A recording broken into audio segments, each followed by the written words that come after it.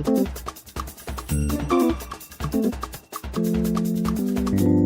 everybody, welcome to the Film Pigs car vlog. Car vlogs! We're in the car. We're doing a vlog. Vloggers! Vloggers. Hey, we just saw a movie. Last time he did the synopsis, so now we'll go to the guy in the backseat, Steve Falk. What did we see, Steve Falk? But no, I say what did we saw, and he does the synopsis. Nope.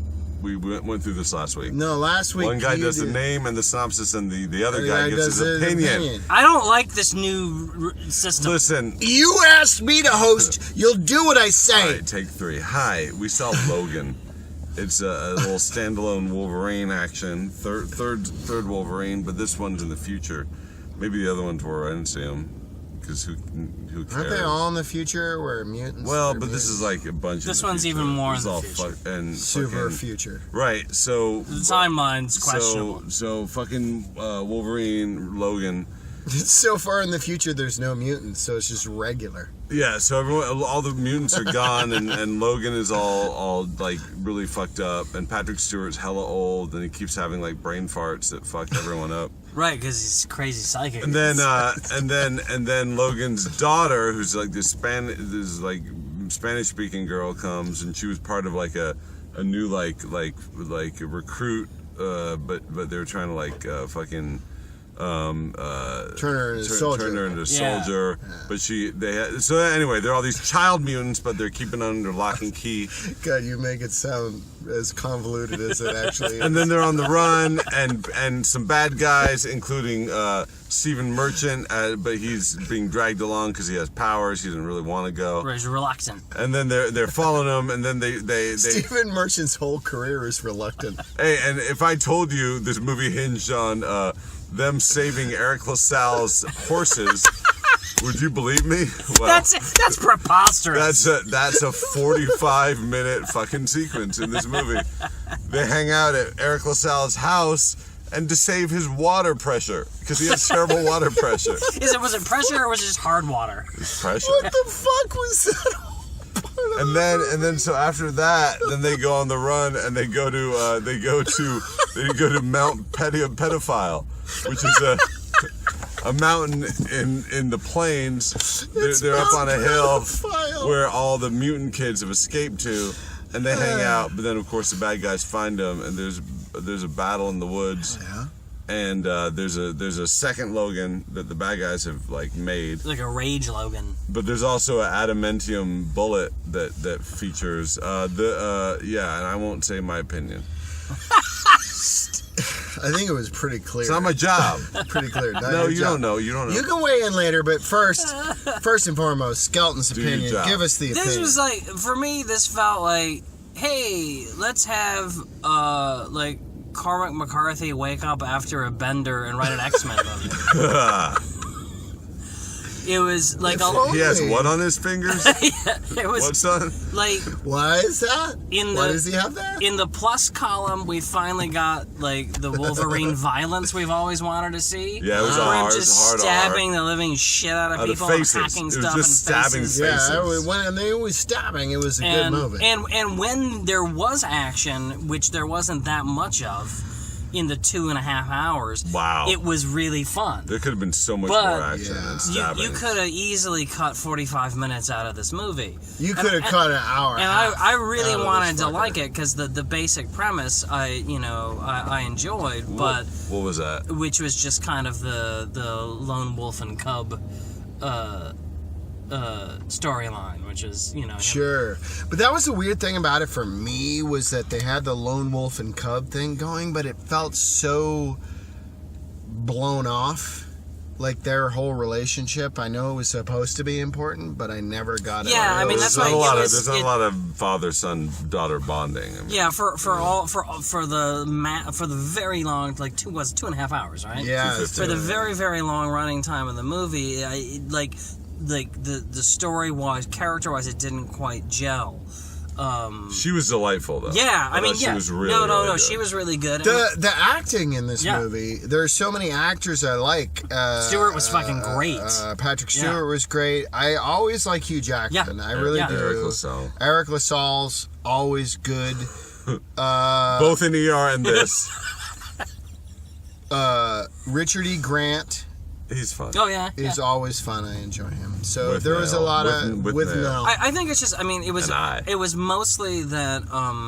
I think the story, they were too indulgent in the story, and not indulgent enough in the action. Well, and so it spread out the story, and it made it more incomprehensible than it should have been. Yeah, James Mangold directed it, and he did a good. I mean, it was nuanced, but I think the headline here is not nearly enough action. Yeah. Too ponderous. Yes. Way too many bathroom breaks. Yeah. It was very talky. It was very talky. I heard someone complain about John Wick Chapter 2. Who? I want names! Shh.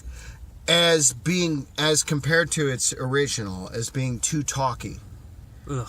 And if you think that's true about John Wick Chapter 2, don't see Logan. Fucking do not go see Logan. Yeah, Logan will give you an aneurysm. You know, it was exciting because it was an R-rated Marvel movie that wasn't Deadpool, that wasn't supposed to be a goofy comedy. By the way, before this movie started, there was a teaser for Deadpool 2, and if it did not land. If that ponderous ass bit is any indication of what is coming in Deadpool 2, which I already from reading about how that thing is coming together, it's a piece of shit. I feel like Deadpool 2 crawled up its own ass and then made a trailer. Right. From inside the ass. Yeah. And you can't, like, you have to write your bits really well. You cannot hang your bits on Ryan Reynolds' yammerings, particularly when you can't see his face. Yeah, and even then, it's not enough. Yeah. It's like if the bit's good, he'll yes and it well, but if it's not, it didn't work on any level. No, it was horrible. The Deadpool, Logan works on a few levels. Yeah, but that's not true. All of them. No, that's right. Logan was more frustrating than bad because when it was working great. It's more like and then when it wasn't, like sex with a really hot person that should have been great, and it was just like good. Yeah, it was very attractive. But then she talked in the middle of it for like long stretches. It also felt to me... And then suddenly Eric LaSalle was part of it. Right. And then Eric LaSalle, that could be a plus. Star of Drop Squad, showed up, and it was okay. Yeah. But here's my thing. Like, and the reason why I got on that Deadpool tangent is this is a waste. It's a waste of upping your franchise to an R rating. There was no reason for it. What, Logan? Yeah, because the action bits where there was knives, you had like some beheading and some stabbings, but for 2.5 hours, it should have been 2 hours of stabbings and beheadings. Or just 90 minutes. I don't think there was I wouldn't say there's no reason. There was the language was well used. There were a lot of fucks and but the fucks didn't matter. But the fucks, there were titties. But it didn't matter. Even if this movie had been tighter, had been a much tighter movie, you wouldn't be making. You'd be okay. For you to argue that it shouldn't be an R is a travesty. Well, no, that's not a travesty, and that's not fair. But that's never stopped us. I wasn't saying that it was I was saying it was a waste of an R rating because they could have done a lot more with it. No, there could have been a lot more. I mean, they threw the tits in the first act, and that's great. And there was some slashings, but there wasn't enough. I mean, you get more violence of knives slamming into people and nudity in a 90-minute Nightmare on Elm Street movie than you do in You're not saying make it more PG-13. You're saying make it more slashy. Yeah, I'm saying... Or more action-oriented. It was bullshit marketing. It was bad. Okay. It was bullshit. I'm with you. It's bullshit. Okay. I'm mad. Anyway, moving on. We've talked about the disappointment that was Logan. Enough. Hey guys, what have you seen lately other than that? Steve Skelton, what have you seen? Oh, I just watched the other night on Netflix a little show called Kill Command. It's a show about robots that go crazy. It's a show or a movie? It's a movie. There were the military people go on a training exercise against robots, and the robots go nuts. Oh, fuck!